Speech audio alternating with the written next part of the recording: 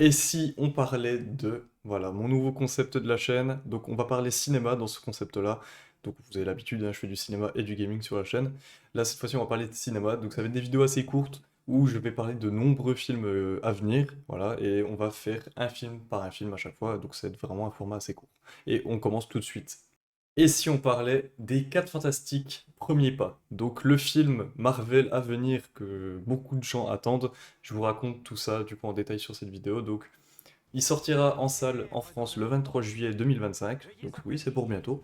Donc les 4 Fantastiques, si vous ne connaissez pas, c'est l'un des tout premiers groupes de super-héros Marvel qui a été créé dans les années 60. Donc il est composé de Mister Fantastique, donc il peut étirer son corps à volonté, la femme invisible, la torche humaine qui peut contrôler le feu, et la chose, un gars super costaud avec une peau en pierre. Hein. De toute façon, voilà, rien d'autre à dire de plus sur ce groupe, c'est vraiment la description basique, classique des 4 Fantastiques. Alors que la phase 5 de Marvel s'est achevée en avril dernier avec Thunderbolt, je vous conseille de le voir, il est excellent. Le prochain volet du MCU est déjà à notre porte avec les 4 Fantastiques, premier pas, et son aventure science-fiction doucement rétro, j'aime bien le style un peu, ça fait vraiment de la rétro.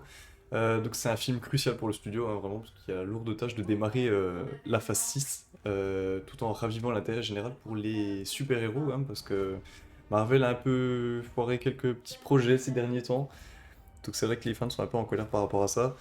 Donc là, il faut vraiment que ça fasse un sans faute. Donc, le nouveau film intitulé Les 4 Fantastiques Premier Pas, qu'est-ce que c'est? Donc ça se situe sur une Terre parallèle, donc rétro-futuriste, inspirée des années 60, hein, ils veulent rester dans le comics de base. Différent, donc c'est très différent de ce qu'on connaît dans le MCU, parce que du coup ça va pas parler de la Terre qu'on connaît, la Terre 616, mais vraiment d'un autre monde, d'un autre univers alternatif, d'un autre qui fait partie du multivers, hein.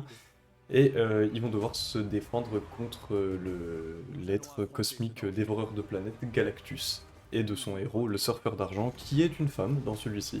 Mais j'aime bien l'idée, ça, de toute façon, depuis que le multivers est là, tout est possible, hein. Mais je crois qu'elle y était dans les comics, hein, qu'elle existe dans les comics aussi, donc voilà. Donc les super-héros vont être contraints de faire qu'un, hein, ça va être une famille, de toute façon c'est une famille, on voit bien hein, comme c'est présenté dans la bande-annonce hein, que vous voyez en fond, c'est une famille hein, très soudée. Très soudée, ça on le verra.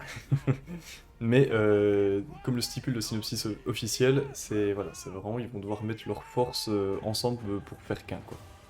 La personne aux commandes du projet est Matt Shakman, donc, qui est connu pour les séries comme WandaVision, Succession, Monarch ou encore la série The Boys. Le film est coécrit par Peter Cameron, donc, qui a réalisé Moon Knight, Carnival Row, Josh Friedman qui a réalisé La Guerre des Mondes, Avatar La Voix de l'eau, et Eric Pearson qui est dans Thunderbolt, qui fait Thunderbolt et Thor Ragnarok. Voilà. Et le film est produit par Kevin Feige, bien entendu. Donc, comme je vous l'ai dit, le film arrivera finalement dans les salles françaises le 23 juillet 2025, puis 2 jours plus tard aux États-Unis, et il est annoncé que le film aura une durée de 2h10. Voilà. Et en tête d'affiche, vous pouvez retrouver Pedro Pascal, donc Reed Richard, qui joue Reed Richard, donc Monsieur Fantastique. Donc Pedro Pascal, très célèbre qui joue Joel dans The Last of Us, qui joue dans Game of Thrones aussi, qui joue en fait dans pas mal de choses, hein, qui joue le Mandalorien, enfin voilà, c'est vraiment, voilà. Il y a Vanessa Kirby qui joue Jane Storm, donc la femme invisible. On a Joseph Quinn qui joue Johnny Storm, la torche humaine. Donc Joseph Quinn, vous le connaissez si vous avez regardé Stranger Things, c'est Eddie en fait, tout simplement.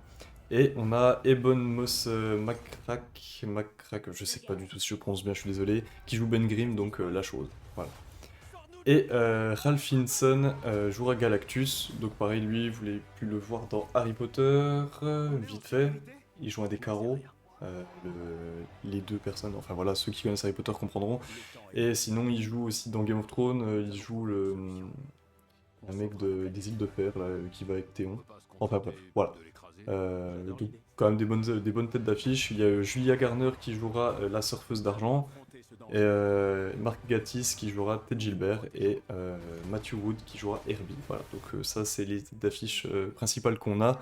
Après on découvrira bien s'il y a des petits personnages comme Marvel aime faire, des petits personnages cachés. Je vois pas mal, je pense qu'il y aura pas mal de références en vrai à d'autres trucs, donc j'ai hâte de voir ça. Et du coup, voilà, donc qu'est-ce que vous en pensez, vous, et vous attendez quoi de ce reboot? Voilà, et bah du coup, dites-moi tout en commentaire. N'hésitez pas à vous abonner, à liker et à partager comme d'habitude, et moi je vous dis à la prochaine. Salut tout le monde, bye!